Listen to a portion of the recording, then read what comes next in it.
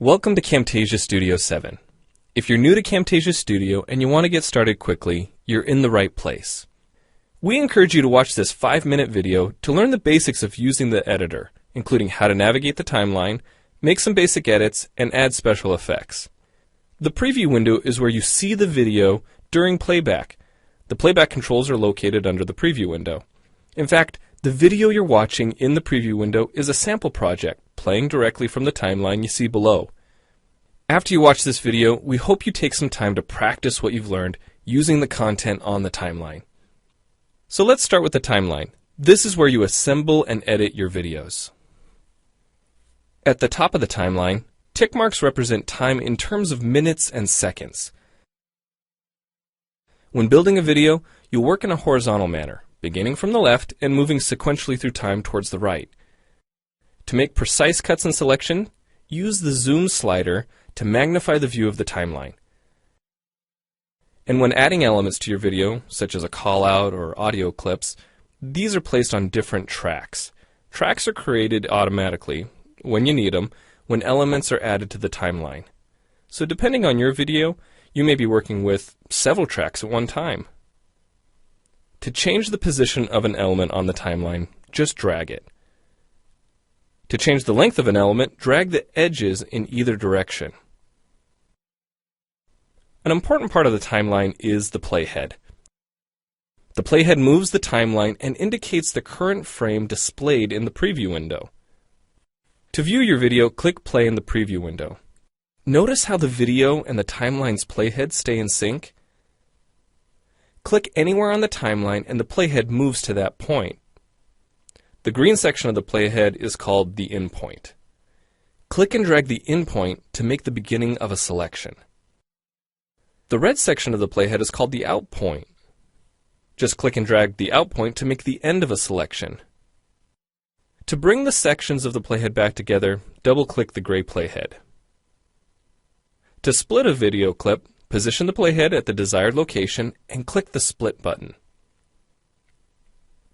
And if you want to remove a portion of your video, make a selection with the in and out points, then click the cut button.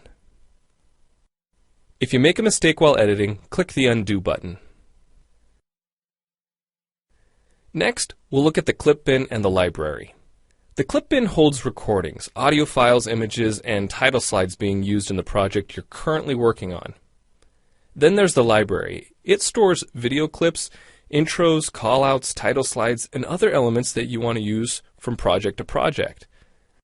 The library is also pre-populated with professional animations, music, sound effects, and other content you can use in your video for free.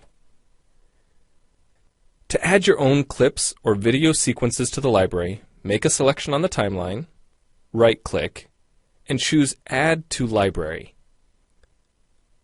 To include clips and other elements in your video, drag them from the clip bin or library and drop them onto the timeline. The tabs located above the timeline are task pages used for adding and editing special effects. You can add callouts to emphasize a key point. You can insert a transition between clips for a professional look.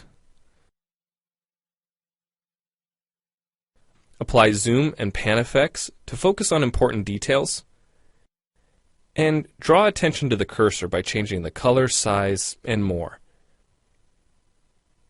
If you double-click an element on a track, the playhead moves to the beginning of that element, and its task page opens, allowing you to make edits to that element.